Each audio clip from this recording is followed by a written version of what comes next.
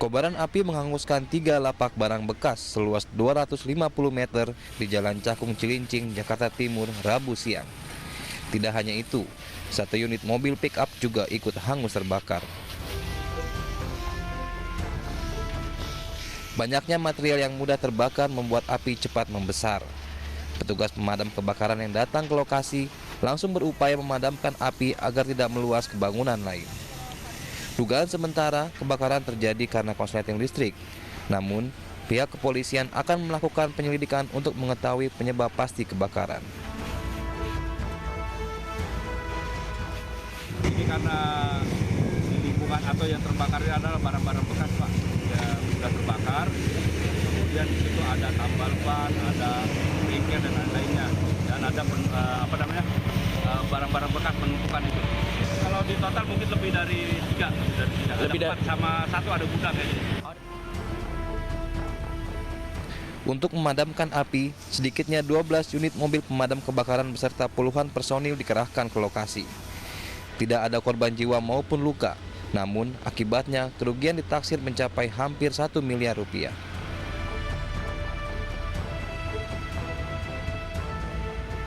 Dari Jakarta, Rio Manik, iNews melaporkan.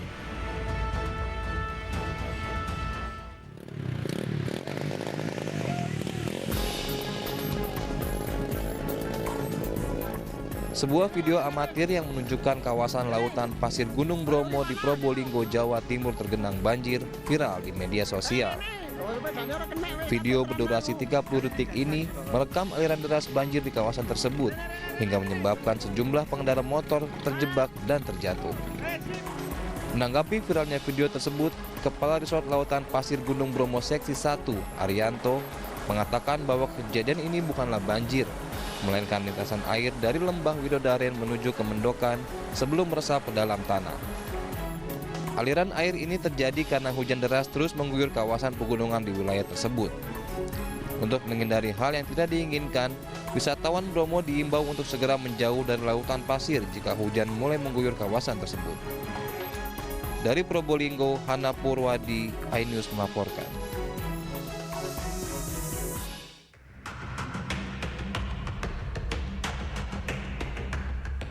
Pos pemantau Gunung Lewotobi Laki-Laki mencatat terjadi peningkatan aktivitas Gunung Lewotobi Laki-Laki dan adanya erupsi serta letusan yang disertai bunga api pukul 3 waktu Indonesia bagian tengah. Pihak pos pemantau menaikkan status gunung menjadi awas atau level 4. Adanya erupsi dan letusan yang disertai bunga api.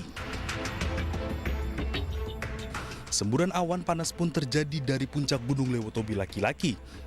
Dari kolom abu dengan intensitas tebal condong ke arah utara dan timur laut.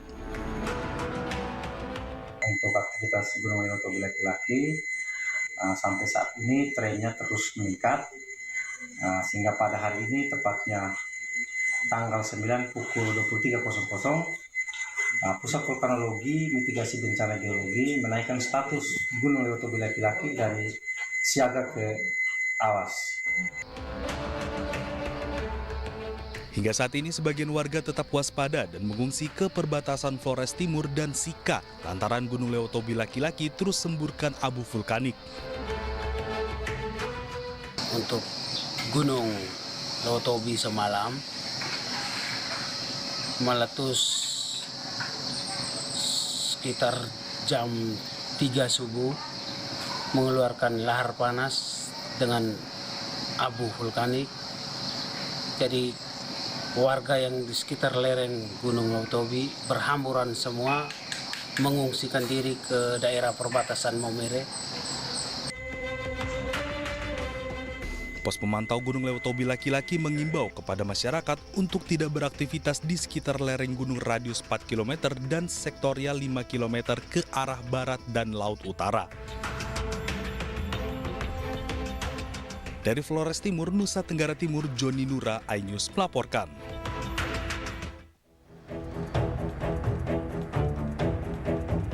Pasca longsor yang terjadi di Desa Sukamulya, Kabupaten Purwakarta, Jawa Barat, warga masih mengungsi dan mengevakuasi barang milik mereka. Sebagian warga mengungsi ke beberapa tempat, termasuk bangunan sekolah yang dijadikan posko darurat. Berdasarkan data dari BPBD Kabupaten Purwakarta, jumlah warga yang mengungsi mencapai 127 kepala keluarga.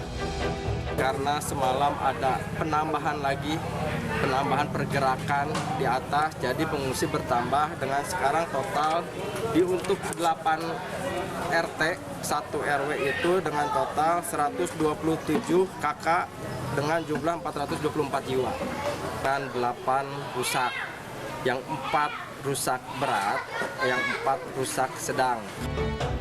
Sebelumnya, video amatir merekam banjir yang bercampur lumpur menerjang Kampung Pamalayan, Purwakarta, Jawa Barat. Akibatnya, puluhan rumah warga dipenuhi lumpur, bahkan sejumlah rumah rusak dan masih terendam lumpur. Tak ada korban jiwa dalam musibah ini, namun 2 motor milik warga rusak akibat diterjang banjir longsor.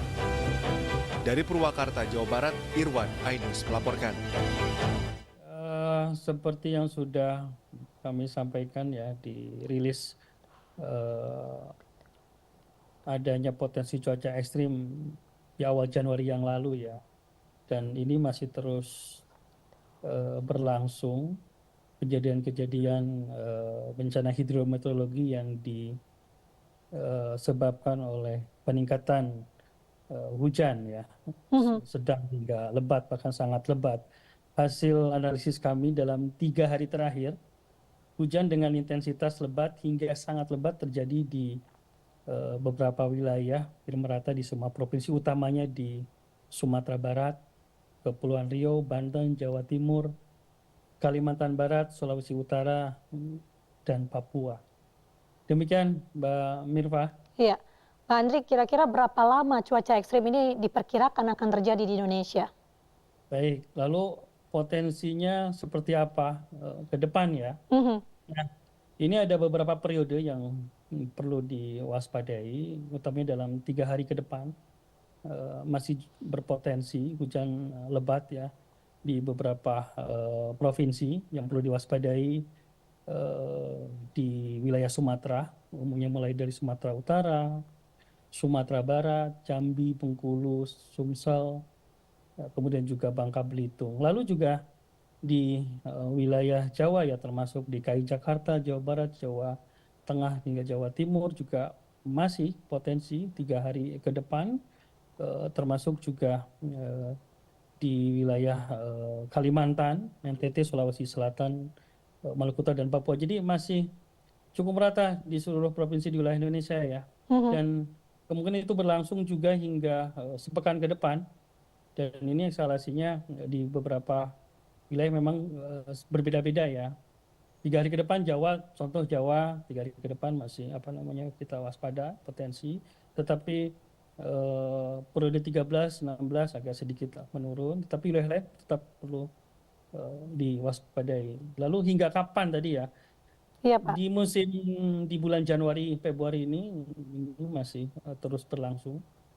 Potensi tersebut ini kan sesuai dengan rilis perakiraan musim BMKG sebelumnya bahwa sebagian wilayah tadi di puncak musim hujan itu masih terus berlangsung hingga bulan Februari nanti.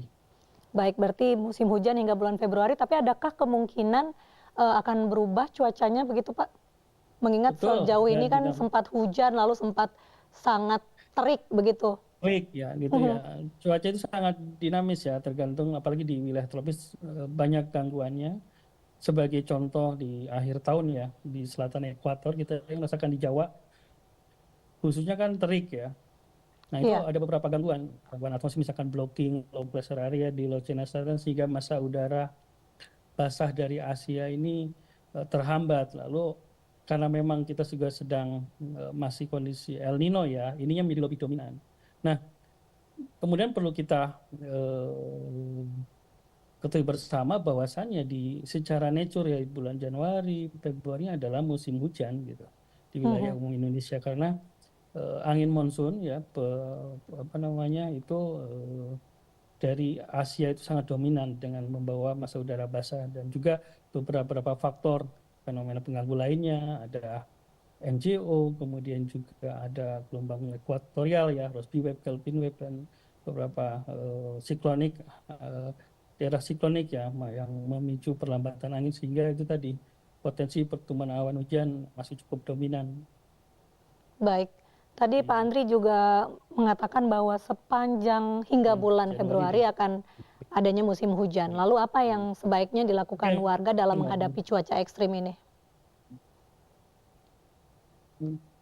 Masih terkait ya, tetap waspada, paling tidak di periode hujan ini terhadap pada potensi hujan ataupun fenomena lain, angin kencang, kemudian juga kilat atau petir ya, dan tentu ini akan memicu, men-trigger bencana hidrometeorologi tadi, banjir bandang, longsor, khusus untuk daerah berpetografi tadi yang di wilayah-wilayah yang curam, bergunung tebing, itu perlu diwaspadai dampaknya ya, dan juga yang tinggal di bantaran sungai dan sekitarnya juga harus selalu waspada di bulan-bulan periode musim hujan ini.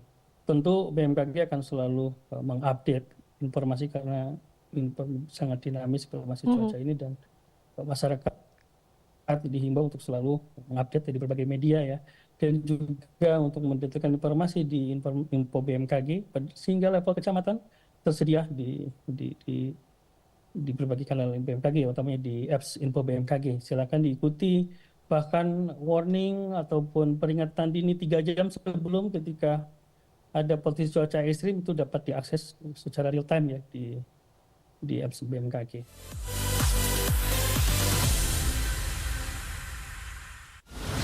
Menyoroti kecurangan.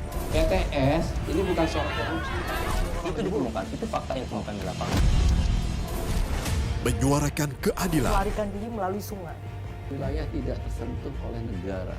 Laporan mendalam dan eksklusif. Saya akan tunjukkan kepada Anda. Mario Dandi, rebutan perempuan. Gimana, Ken? AB Plus setiap minggu pukul 8 pagi di iNews. Saya Aiman Wicaksono. Saya akan mengupas tuntas malam ini. Saya mendapatkan kesempatan secara eksklusif. Bismillah, walaupun itu teman. 4 miliar dalam 1 jam itu nggak sulit. Betul.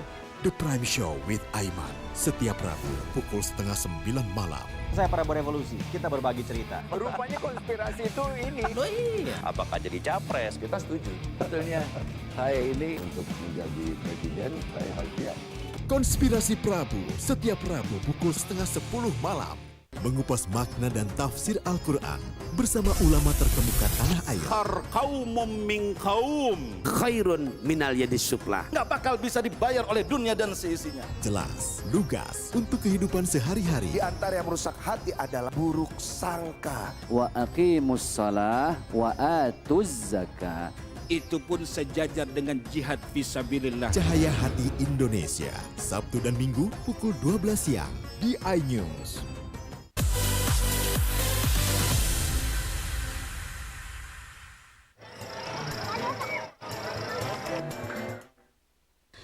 Banyak warga Palestina mengemas tenda mereka dan menuju ke selatan di tengah intensifnya pemboman di sekitar Rumah Sakit Al-Aqsa di kota Deir al-Balah di jalur Gaza. Beberapa orang menuju ke selatan menuju kota Rafah yang padat penduduk. Yang lain menuju tempat perlindungan di tempat lain di Deir al-Balah. Abu Yosef Abu El Saud, seorang pria yang beberapa kali mengungsi setelah rumahnya dibongkar, termasuk di antara orang-orang yang meninggalkan rumah tersebut.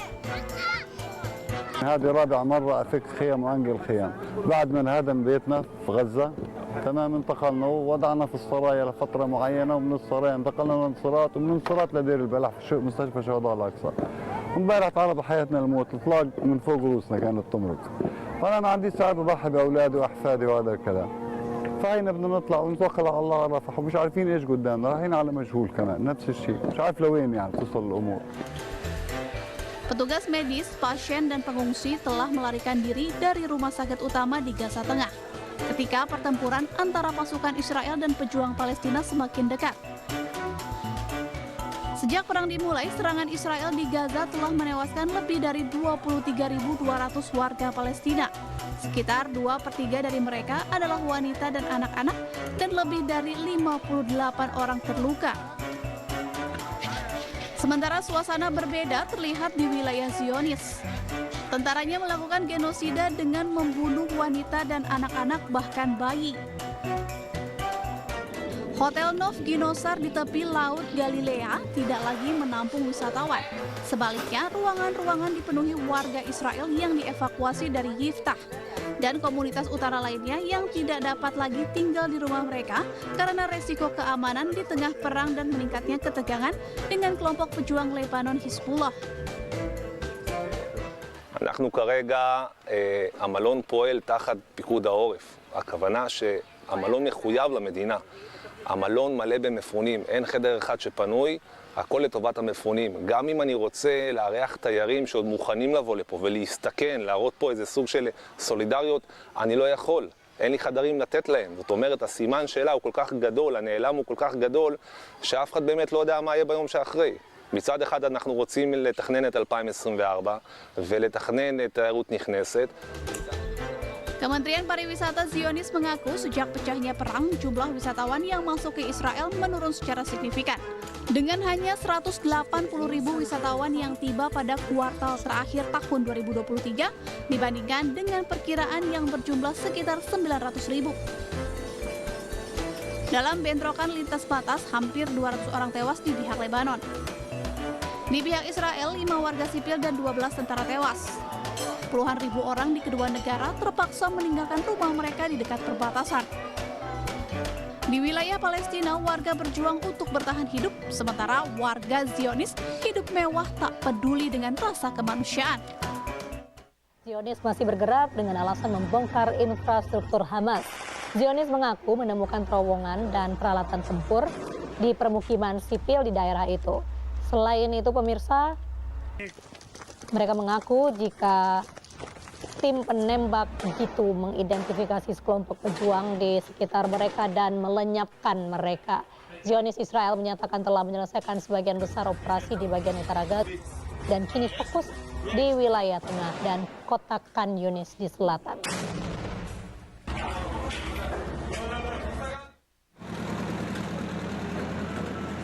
Sementara itu, seorang dokter gigi Palestina kehilangan 7 anggota keluarganya akibat serangan Israel pada Senin malam menghantam rumah seorang kerabat tempat mereka berlindung di kota Deir al-Balah di Gaza Tengah. Jamal Naim menggendong jenazah putrinya Saima yang juga seorang dokter gigi sambil menceritakan kehilangan ibu, 3 putri dan 3 cucunya. Sambil memegang jenazah putrinya yang terbungkus kain putih di luar rumah sakit, dia mengatakan bahwa yang ditemukan dari putrinya hanyalah kulit, kepala, dan rambut. Rumah sakit di pusat kota Deir al-Balah menerima 57 jenazah yang tewas di Gaza Tengah. Sebanyak 65 orang lainnya terluka dibawa ke rumah sakit. بالليل انقصف البيت ما نعرف ليش ضرب الغرفه اللي فيها بناتي استشهدت والدتي وبناتي الثلاثه واحفادي الثلاثه هذه دكتوره شيماء عمرها 27 سنه هي اللي لقيناها منها جلدة راسها وشعرها وبس Samir Al-Ghul mengatakan pasukan pertahanan Israel menghancurkan rumahnya di kamp pengungsi Jenin di tepi barat bagian utara saat terjadi serangan pada pertengahan Desember. رفعنا الراي احنا شفنا قناص كبنا منديل ابيض رفعنا الراي البيضاء للقناص اللي كبانا مباشره زاد اطلاق النار مباشره علينا. Dia mengatakan serangan itu terjadi karena tanpa ia ketahui 2 milisi perlawanan Palestina berlindung di dalam rumah. Di sini putrinya menunjukkan apa yang tersisa dari kamar tidurnya. Kelompok hak asasi manusia termasuk Human Rights Watch dan B'Tselem mengatakan Israel telah meningkatkan kekerasan dan penangkapan dan menciptakan lingkungan yang berbahaya bagi warga Palestina di tepi barat. Para aktivis HAM mengatakan bahwa serangan terhadap warga Palestina oleh para pemukim Israel meningkat tajam setidaknya 2 kali lipat sejak awal Oktober. Mereka juga mencermati bahwa serangan ini semakin agresif dengan persenjataan yang semakin lengkap. mengupas makna dan tafsir Al-Quran bersama ulama terkemuka tanah air. Kaumum min kaum khairun minal yadis sufla. Nggak bakal bisa dibayar oleh dunia dan seisinya. Jelas, lugas untuk kehidupan sehari-hari. Di antara yang merusak hati adalah buruk sangka. Wa aqimus shalah wa atuz zakah. Itu pun sejajar dengan jihad fisabilillah. Cahaya Hati Indonesia, Sabtu dan Minggu pukul 12 siang di iNews. Tuduhan saya menerima 27 miliar. Yang menghina saya, mencaci maki saya. Hukum di negeri ini yang kalau nggak dikawal penipuan dan legal berkedok rumah kasus mega korupsi dipicu terkait masalah. Jangan bilang Anda tidak tahu karena kami sudah memberitahukannya. iNews File Sabtu dan Minggu pukul 9 pagi. Selamat datang di iNews Today. Lengkapi pagi Anda dengan update informasi terkini. Apa penyebabnya? Apakah karena aspalnya? Ruas jalan ini amblas membentuk lubang. Boleh nggak sih dikasih senjata? Nggak boleh. Saya punya di bawah supervisor. Kita akan langsung bergabung bersama Giselia Nurahmat. Sejumlah bahan pokok mulai mengalami kenaikan. iNews Today setiap Senin sampai Jumat pukul 10 pagi di iNews. Mengupas makna dan tafsir Al-Quran bersama ulama terkemuka tanah air. Kaumum min kaum khairun minal yadis sufla. Nggak bakal bisa dibayar oleh dunia dan seisinya. Jelas, lugas untuk kehidupan sehari-hari. Di antara yang merusak hati adalah buruk sangka. Wa aqimus shalah wa atuz zakah. Itu pun sejajar dengan jihad fisabilillah. Cahaya Hati Indonesia, Sabtu dan Minggu pukul 12 siang di iNews.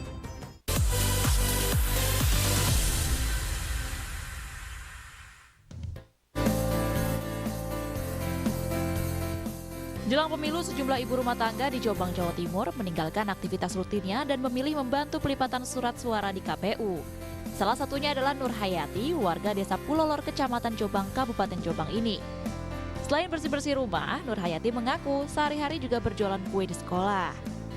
Namun ketika mendengar ada lowongan pekerjaan melipat surat suara, Nur langsung meliburkan usaha kuenya dan memilih bekerja menjadi pelipat surat suara di KPU. Kenapa Bu milih bekerja ini dibandingkan jualan kue? Ya lumayan ini. Emang penghasilannya berapa kalau di sini? Tergantung kecepatan tangan kita. Kalau dapat satu dos ya sekitar 100. Kalau satu lembar 210. Menurutnya, hasil yang diperoleh dari melipat surat suara ini lebih besar dibandingkan dengan hasil usahanya berjualan kue. Dengan melipat surat suara, Nur Hayati mendapat upah Rp100.000 per box, yang setiap boxnya berisi 500 lembar surat suara. Dalam sehari, Nur bisa menyelesaikan 1 hingga 3 box. Dari Jombang, Jawa Timur, Mukhtar Bagus, iNews melaporkan.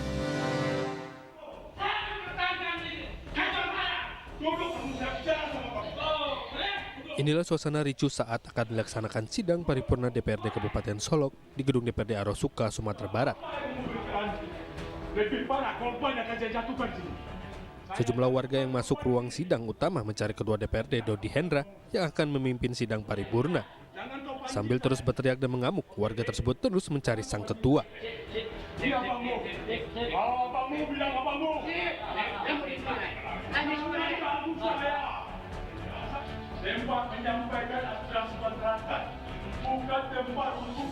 Aksi warga ini tak bisa dicegah oleh petugas Satuan Polisi Pamung Praja, sehingga suasana jelang sidang paripurna menjadi ricuh.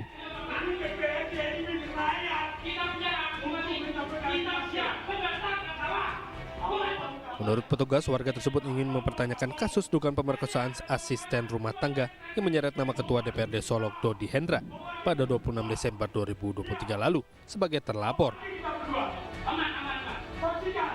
Dari laporan anggota tadi yang bertugas di lapangan, tadi itu adalah murni dari kekecewaan warga terhadap adanya laporan bahwasannya Ketua DPRD kita melakukan tindakan asusila terhadap warga Nagari Kota Baru.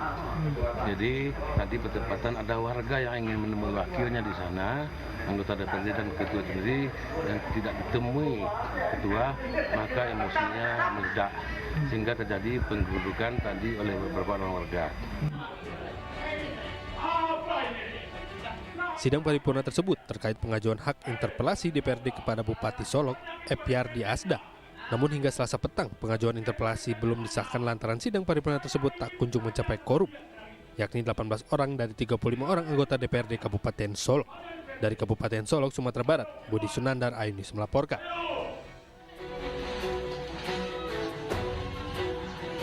Kobaran api menghanguskan satu unit rumah panggung di Desa Alita, Kecamatan Matirobulu, Kabupaten Pinrang, Sulawesi Selatan.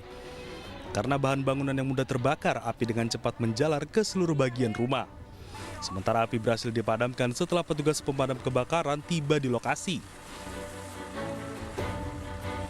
Seorang penghuni rumah mengalami luka bakar yang cukup serius karena sempat terkena sambaran api. Korban saat itu tertidur dan tidak menyadari api yang mulai membesar melahap seluruh bagian rumah. Kini korban menjalani perawatan medis di instalasi gawat darurat Rumah Sakit Umum Kabupaten Pinrang. Dugaan sementara kebakaran terjadi akibat korsleting listrik. Kami mendapatkan ada satu korban, yang mana pemilik rumah sendiri. Mungkin pada saat terjadinya kebakaran, ibu rumah tangga tersebut tertidur. Jadi mungkin hanya satu korban yang kita dapat. Demikian. Kalau penyebab kebakaran itu sendiri sebagai apa? Menurut informasi dari keterangan korban, bahwa kemungkinan ada korsleting pada lampu atau listrik. Demikian. Akibat kebakaran ini kerugian ditaksir mencapai ratusan juta rupiah.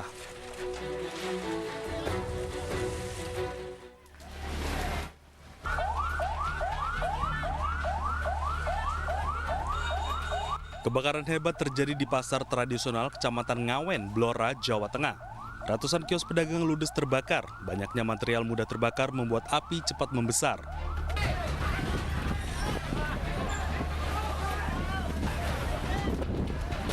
Para pedagang yang panik mencoba mengamankan dagangan yang masih bisa diselamatkan.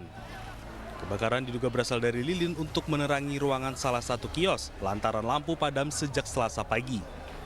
Sekitar jam 1:30, Mas, api membesar. Ada suara-suara ledakan, Bu? Ledakan sangat keras banget, Mas. Ini aja saya sampai gemetaran. Pedagang panik, Bu, ya? Panik semua.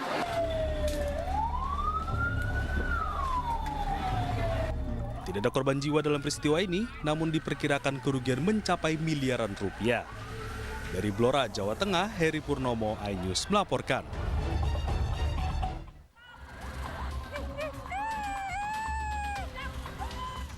Aksi kejar-kejaran sebuah minibus dengan mobil patroli polisi viral di media sosial. Aksi ini terjadi di jalur Pantura Dr. Cipto Mangunkusumo, Kota Tegal. Dalam video nampak minibus sempat bermanuver memutar arah untuk menghindari kejaran polisi. Mobil pelaku lalu melawan arus ke arah timur, sementara mobil polisi mengejar di jalur sebelahnya. Salah seorang saksi mengatakan awalnya mobil dari arah Brebes melaju kencang dan dikejar polisi di belakangnya. Namun sampai di depan SPBU Cabawan, mobil pelaku berputar arah lalu kembali melaju melawan arus. Aksi kejar-kejaran kembali terjadi di Jalan Kampung Desa Sidapurna, Kecamatan Dukuh Turi, Kabupaten Tegal. Arah sini itu muter ke pom bensin, muter-muter, terus kali lagi ke arah barat lagi. Di sana udah cepet banget, di sini udah ngelemparin dari kayu balok, warga juga lemparin, terus balik lagi muter lagi ke arah barat lagi. Usai dikejar, minibus diketahui berhenti di Jalingkut, Kota Tegal. Sementara pelaku kabur dengan menceburkan diri dan berenang ke sungai.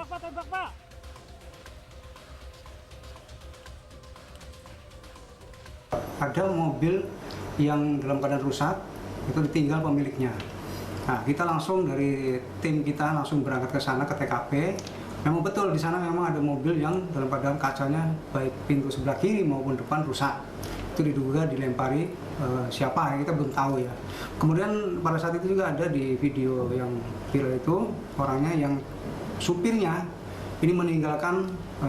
Hingga kini Satreskrim Polres Tegal Kota masih melakukan penyelidikan kasus ini, termasuk meminta keterangan anggota PJR yang melakukan pengejaran, lalu memeriksa surat-surat kendaraan.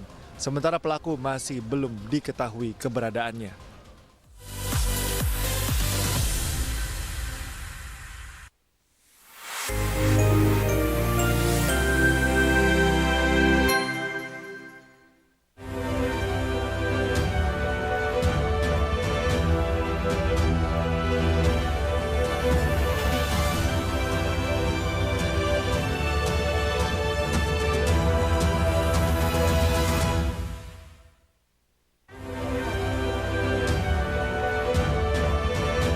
jalan penghubung Mura Palembang terputus.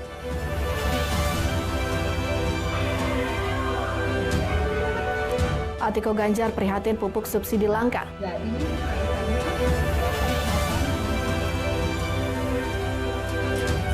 Pemkot Palembang segel parkir PT Kuala Permai.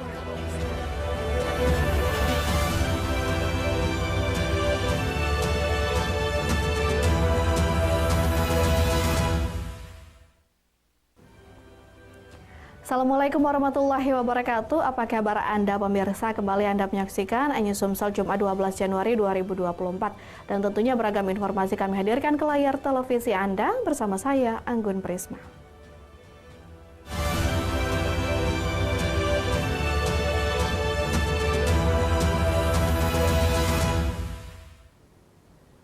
Puluhan rumah warga di Desa Ciptodadi, Kecamatan Sukakarya, Kabupaten Musirawas terendam banjir.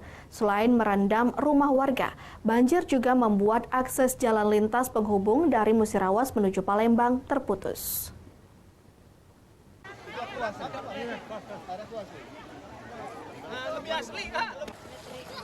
Tingginya intensitas curah hujan di Kabupaten Musirawas membuat aliran sungai Temelat meluap, merendam 33 rumah warga di Kecamatan Sukakarya, Kabupaten Musirawas dengan ketinggian air hampir 1,5 meter.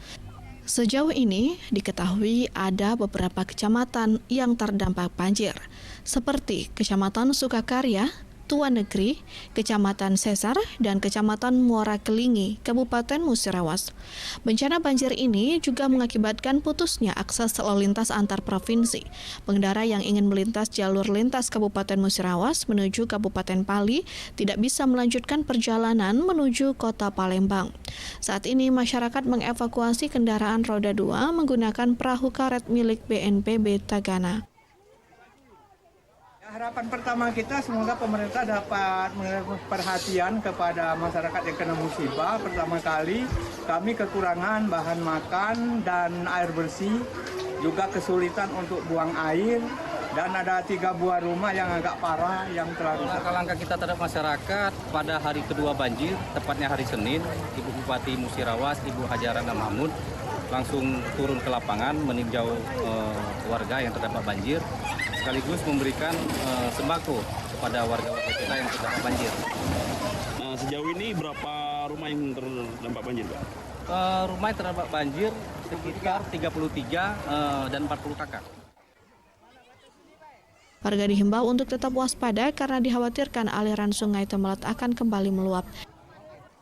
Dari Musirawas, Sudirman iNews melaporkan. Ribuan rumah warga di 5 kecamatan di Kabupaten Musirawas Utara terendam banjir. Ketinggian air mencapai hingga 2 meter. Banjir disebabkan Sungai Rupe dan Sungai Rawas meluap. Dan ini kedalaman 1,5 meter. Luapan Sungai Rupe dan Sungai Rawas menggenangi 4 kecamatan di Kabupaten Muratara, yakni Kecamatan Karangdapo, Kecamatan Rupit, Kecamatan Ulur Rawas, dan Kecamatan Rawas Ilir, serta Karangjaya. Rumah-rumah warga yang berada di bantaran sungai terendam banjir. Selain merendam pemukiman warga, banjir juga merendam sekolah dan jalan penghubung antar desa kecamatan. Ribuan rumah warga yang terendam, banjir juga berdampak terhadap jalan poros, menyebabkan aktivitas terputus karena ketinggian air hampir mencapai 2 meter. Jadi saya himbau kepada masyarakat untuk menjaga kesehatan dan juga menjaga anak-anaknya supaya tidak terlalu sering mandi karena air ini tidak bagus untuk kesehatan, bisa menyebabkan gatal-gatal. Jadi kepada masyarakat sekali lagi saya himbau jangan terlalu sering mandi dan jaga kesehatan dan jaga sama-sama barang. Dan kami baik perangkat desa, baik pun terlibat TNI Polri. Pemerintah setempat saat ini terus melakukan pemantauan dan mendata warga yang terdampak banjir, serta menyalurkan paket sembako kepada warga terdampak banjir. Petugas gabungan juga saat ini tengah berupaya mengevakuasi warga untuk dibawa ke lokasi yang aman. Dari Muratara, Sudirman iNews melaporkan. Pemirsa, dugaan malpraktik salah satu rumah sakit ternama di Palembang. Pasien melapor ke Mapolda Sumatera Selatan. Tangan kiri pasien merasa panas seperti terbakar berakibat cacat permanen setelah diinfus saat dirawat.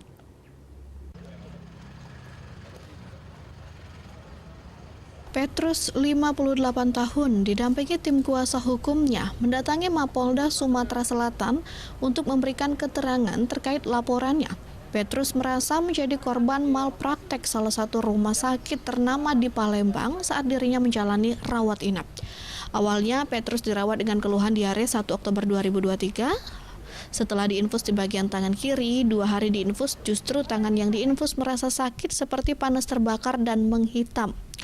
Akibat kejadian tersebut, tangan kliennya dinyatakan mengalami kematian jaringan, bahkan cacat permanen, walau sudah dioperasi pihak rumah sakit.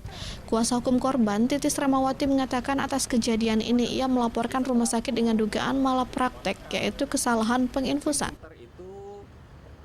Cacat permanen, jadi fungsi penanya sudah tidak bisa lagi karena udah diangkat, udah dibuang. Sudah ditemui pihak siloamnya seperti apa katanya?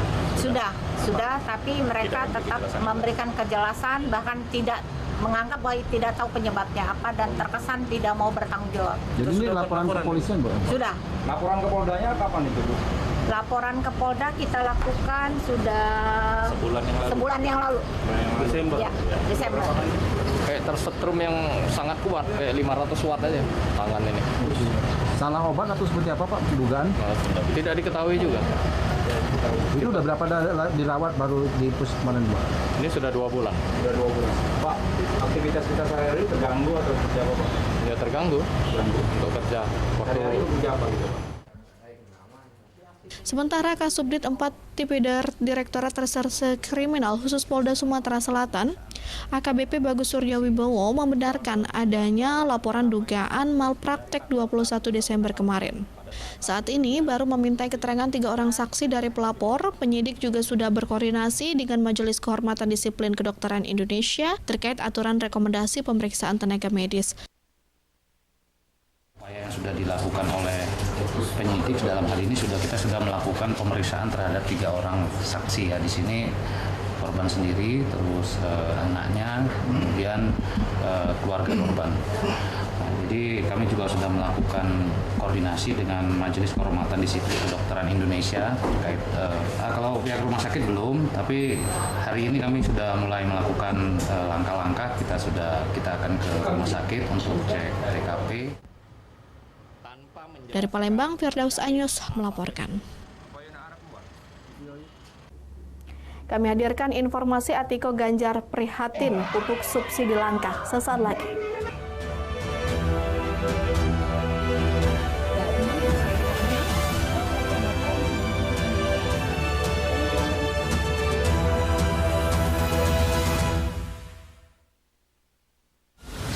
Menyoroti kecurangan, PTS ini bukan soal korupsi. Itu ditemukan, itu fakta yang ditemukan di lapangan. Menyuarakan keadilan. Melarikan diri melalui sungai. Wilayah tidak tersentuh oleh negara. Laporan mendalam dan eksklusif. Saya akan tunjukkan kepada Anda. Mario Dandi, rebutan perempuan, gimana Ken? AB Plus setiap Minggu pukul 8 pagi di iNews. Saya Aiman Wicaksono. Saya akan mengupas tuntas malam ini. Saya mendapatkan kesempatan secara eksklusif. Bismillah, walaupun itu teman. 4 miliar dalam 1 jam itu nggak sulit. Betul. The Prime Show with Aiman setiap Rabu pukul 8:30 malam. Saya Prabowo Revolusi, kita berbagi cerita. Rupanya konspirasi itu ini. Oh iya. Apakah jadi capres? Kita setuju. Sebetulnya saya ini untuk menjadi presiden, saya harus siap. Konspirasi Prabu setiap Rabu pukul 9:30 malam. Mengupas makna dan tafsir Al-Quran bersama ulama terkemuka tanah air. Kaumum min kaum khairun minal yadis suflah. Nggak bakal bisa dibayar oleh dunia dan seisinya. Jelas, lugas untuk kehidupan sehari-hari. Di antara yang merusak hati adalah buruk sangka. Wa aqimus shalah wa atuz zakah. Itu pun sejajar dengan jihad fisabilillah. Cahaya Hati Indonesia, Sabtu dan Minggu pukul 12 siang di iNews. Tuduhan saya menerima 27 miliar. Yang menghina saya, mencaci maki saya.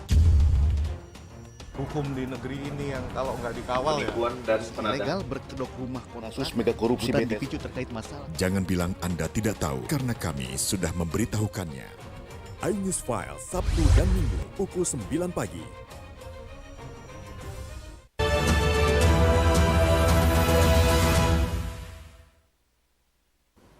Pemirsa, Siti Atikoh Ganjar merasa sangat prihatin terhadap kelangkaan pupuk subsidi yang kini semakin dikeluhkan petani.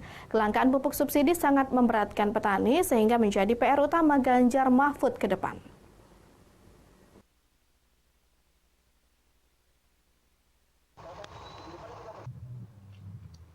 Siti Atikoh Ganjar menyapa relawan Ganjar Mahfud Gama yang ada di Kabupaten Oki. Dalam dialognya bersama masyarakat, istri calon presiden nomor urut 3 Ganjar Pranowo itu mendengarkan keluh kesah petani di res area tol TPK Tol Trans Sumatera, tepatnya di KM 311 Desa Cintajaya, Kecamatan Pedamaran Oki. Pupuk subsidi yang kini langka menjadi salah satu jeritan petani. Di saat Indonesia memiliki sumber daya alam yang subur, justru petani mengalami kesulitan mendapatkan pupuk subsidi. Ketika petani panen, malah harganya anjlok, sehingga hal itu sangat memberatkan para petani. Pemerintah diminta untuk berpihak kepada petani dan rakyat kecil, karena bagi petani, mereka hanya membutuhkan sarana pertanian yang serba ada dengan harga yang semurah mungkin. Atikoh mengatakan program Ganjar Mahfud sangat pro kepada rakyat kecil, diantaranya KTP Sakti, program sekolah gratis, 1 desa 1 layanan kesehatan, dan program rakyat kecil lainnya. Banyak keluh kesah di Sumatera Selatan ini, yang paling utama itu pupuk. Saya sudah berusaha kemarin memperjuangkan terkait masalah pupuk, belum ada hasil, Bu. Nah, di sini proposal saya sudah di pusat, sampai saat ini tertahan, Bu, entah bagaimana mungkin situasi politik. Nah, di sini saya butuh support dari politik ini. Semoga anggota kami ini realisasi, Bu. Data lengkap dan sudah kami realisasikan hampir 2 tahun, Bu. Belum selesai, Bu. Data dari petani yang membutuhkan pupuk subsidi itu benar-benar bisa diaspirasikan, kemudian pupuk bersubsidi itu jumlahnya bisa memenuhi kuota yang ada, memenuhi kebutuhan yang ada. Ini menjadi PR agar menjadi prioritas, karena sebetulnya negara kita itu kan negara yang gemari pahul jinawi, tanahnya subur, potensi pertaniannya sangat luar biasa, dan kasihan masyarakat. Masyarakat diminta cerdas dalam memilih pemimpin, karena jika salah memilih pemimpin tidak hanya merugikan diri sendiri, tetapi juga merugikan bangsa Indonesia. Dari Ogan Komering Ilir, Fitriadi Anyes melaporkan. Informasi selanjutnya, pemirsa, calon presiden nomor urut 2 Prabowo Subianto merespon Anies Baswedan yang memberikan nilai 11 dari 100 untuk kinerja Kementerian Pertahanan di hadapan pendukung dan relawannya di Palembang. Prabowo mengaku tidak peduli pada penilaian Anies tersebut.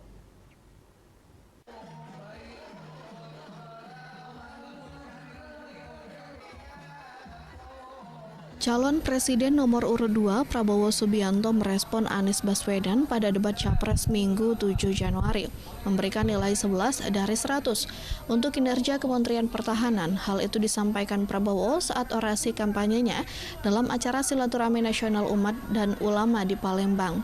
Di hadapan pendukung dan relawannya di Palembang, Prabowo mengaku tidak peduli pada penilaian Anies tersebut. Pernyataan Prabowo lantas disambut teriakan para pendukungnya. Mereka langsung riuh dan menyebut-nyebut nama Prabowo kepada pendukungnya. Prabowo menegaskan seluruh jiwa raganya hanya untuk Indonesia. Ia pun enggan memikirkan skor yang diberikan Anies. Ada yang mau kasih saya nilai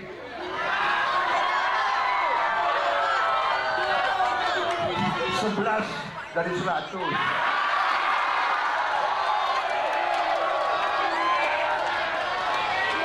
Saya sebagai anak Betawi, saya jawab, emang gue pikirin.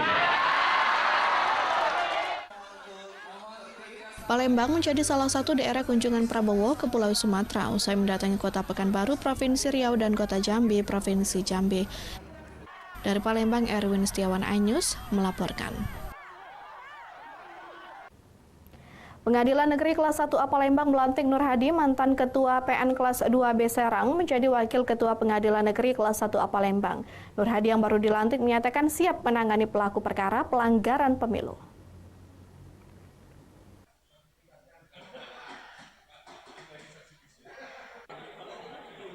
Pengadilan Negeri Kelas 1A Palembang Rabu pagi melakukan pelantikan terhadap Nur Hadi MH sebagai Wakil Ketua Pengadilan Negeri Palembang, sebelumnya dijabat oleh Dr. Fahmiron.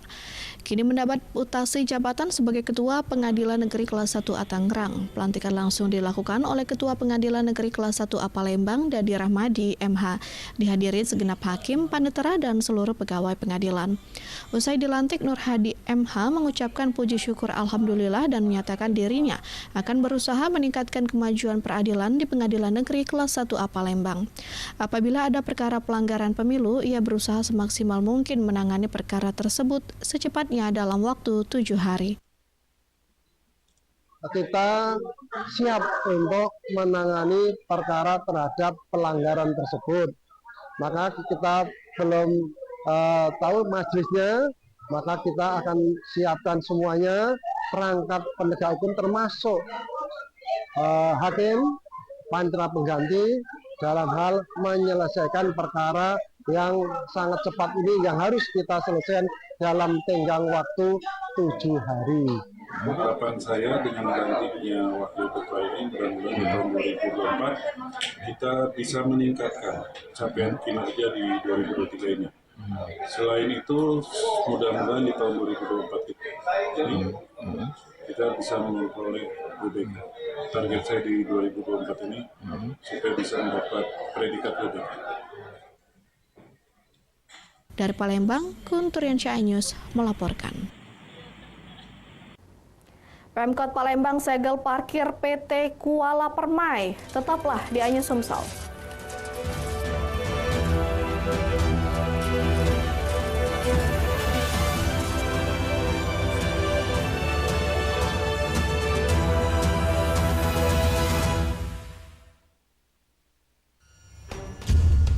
Tuduhan saya menerima 27 miliar. Yang menghina saya, mencaci maki saya.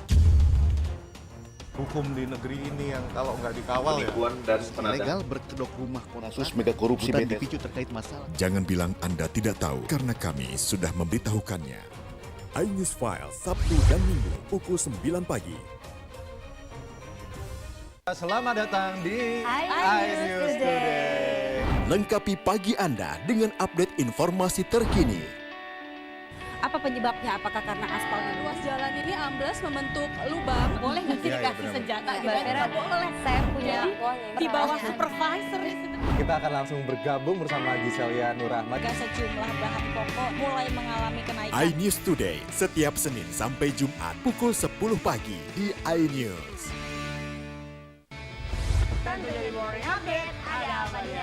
Hadir menemani pagi Anda dengan sajian informasi unik dan menarik. Walabi hutan yang merupakan hewan asli Papua Nugini. Dari Jepang disebut sebagai kari raisu. Menghadirkan bintang tamu yang menginspirasi. Campuran apa ini? Ini lemon. Oh lemon, ya. Kita peras, itu harus dipotongin dengan dekat bagian mata. Kalau Morning Update, Senin sampai Jumat pukul 7 pagi di iNews.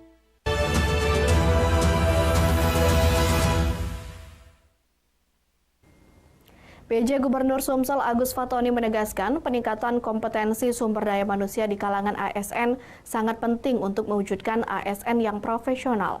Ia meminta ASN untuk merespon dengan semaksimal mungkin demi pengembangan organisasi.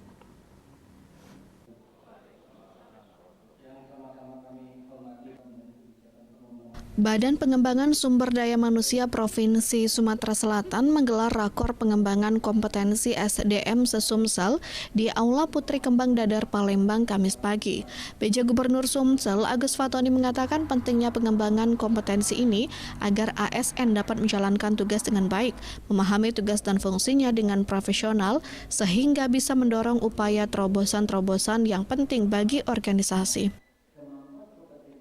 Peningkatan SDM ini sangat penting agar para pegawai ASN dapat menjalankan tugasnya dengan baik, memahami tugas dan fungsinya, dan juga sekaligus bisa melakukan terobosan-terobosan dan inovasi sehingga tugas-tugas yang dilaksanakan bisa dilaksanakan dengan sebaik-baiknya, lebih efektif, efisien, dan bisa meningkatkan kinerja.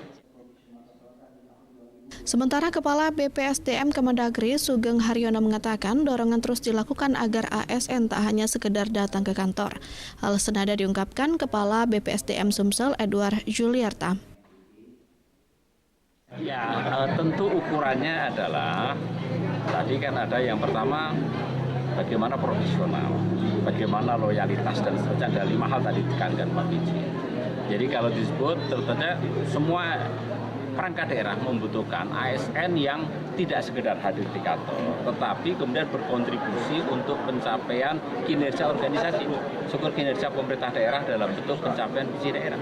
Kita ada berbagai macam kegiatan, diantaranya ada kegiatan pengembangan kompetensi manajerial. Nah ini yang kita berharap mereka juga mau untuk merespon positif daripada kegiatan pengembangan sumber daya manusia itu. Terus kita juga bekerjasama dengan salah satu dengan Pak KSGIT untuk peningkatan pengembangan kapasitas. Pengembangan kompetensi ASN ini juga diharapkan mampu meningkatkan pelayanan kepada masyarakat. Dari Palembang, Bambang Irawan iNews melaporkan. Diduga manipulasi data hingga tidak membayar pajak atas lahan parkir milik PT Kuala Permai, Pemkot Palembang menyegel lokasi tersebut hingga ada titik penyelesaian. Menurut penuturan Bapenda Kota Palembang, denda pajak yang harus dibayarkan hingga mencapai 300 juta rupiah.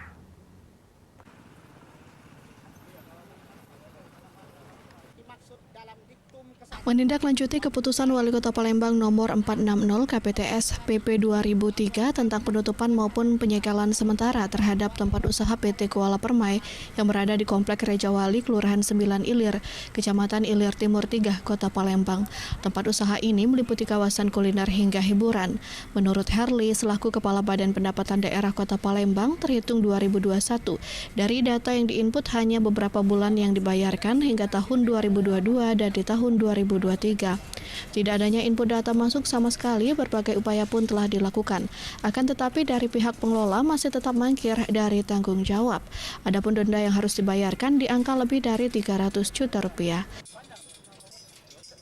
Ini salah satu cara terakhir ya, cara-cara yang humanis, pendekatan secara yang bagus-bagus sudah kita lalui semua. Berikut juga sudah kita lalui SKK ke Kejaksaan, surat kuasa khusus, juga tidak selesai. Nah ini akhirnya Temopad memutuskan untuk melakukan penutupan sementara atau penyegelan sementara. Saat ditemui, pihak pengelola pun bergegas kabur dari media dan menolak untuk memberikan statement. Dari Palembang, Erwin Setiawan iNews melaporkan.